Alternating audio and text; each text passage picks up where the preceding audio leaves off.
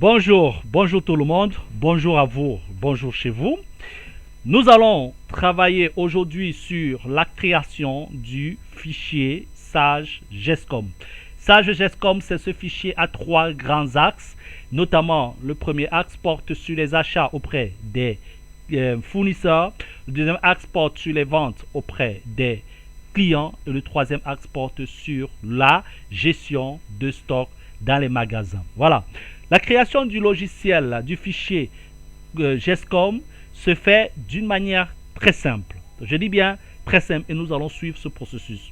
Déjà, nous le rappelons, comme vous pouvez le voir, nous sommes le cabinet JFED. Nous sommes basés à Yaoundé pour ceux qui veulent nous voir, notamment au quartier Mélène. Nous répondons au 694 27 61 33. 694 27 61 33. N'hésitez pas de nous joindre, n'hésitez pas de nous contacter sur WhatsApp, Instagram, Telegram, partout, Facebook, nous sommes là-bas. Donc, voilà comment on procède pour la création du fichier GESCOM. On tape sur la barre de recherche Sage, tout simplement, et on tape ici, on choisit Sage sans gestion commerciale. Sage sans gestion commerciale. Là, c'est pour la création du fichier GESCOM, tout simplement.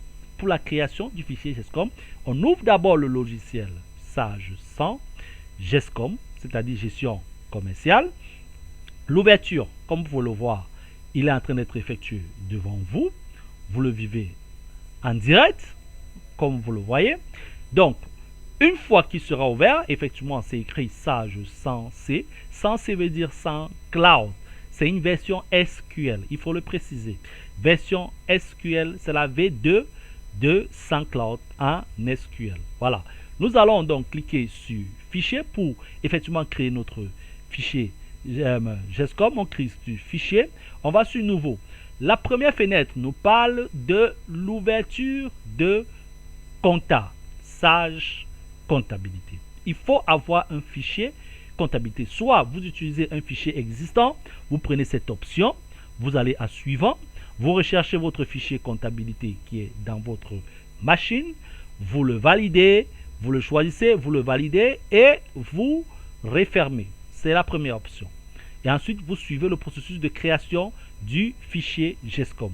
Soit vous faites comme moi, c'est-à-dire je n'ai pas encore eu de fichier GESCOM. Alors, par conséquent, je clique ici, créer un nouveau fichier comptable. Je vais donc faire la création d'un nouveau fichier comptable comme si en fait j'étais dans le logiciel comptable. Vous allez le vivre très simplement. Vous cliquez sur suivant. Effectivement, vous donnez le nom JFED, tout simplement. JFED Company. Ensuite, vous dites que vous allez reprendre les informations de... Vous cliquez sur suivant pour reprendre les informations. Je mets cabinet comptable. Voilà. Je mets Yaoundé comme ville. Je mets centre comme région. Je mets Cameroun comme pays. Je mets mon numéro très connu. Plus 237 6 94 27 61 33. Pour ceux qui ne l'avaient toujours pas. Ensuite, je choisis la période 2021, janvier 2021, 31 décembre 2021. La longueur des comptes, je mets 8 pour les comptes généraux, 8 pour les sections analytiques. Je vais à suivant. La monnaie, je mets franc CFA, je choisis autre à la place d'euros. Je mets maintenant pour l'identification de la monnaie, je mets qu'il n'y a pas de virgule, c'est-à-dire il n'y a pas de décimale. Ensuite, je mets ZAF pour le code ISO. Je vais à suivant. Je choisis non, je vais faire le paramétrage manuellement pour la création de mes reprises de données comptables. Ensuite, pareil pour les reprises de données commerciaux, je vais faire le paramétrage manuellement. Je vais à suivant et il me demande de localiser mon fichier comptable nouvellement créé. Je vais prendre JFED, tout simplement, 1, voilà. Je vais enregistrer. Ensuite, je vais aller à suivant. Il me dit de localiser mon fichier GESCOM. Tout simplement, je vais prendre JFED 1. Voilà. Tout simplement, je vais l'enregistrer et je mets fin. C'est tout. Voilà comment on crée un fichier GESCOM, en même temps un fichier comptable. Il va lancer le processus de création, comme vous l'avez vu là. ça va dérouler tout simplement.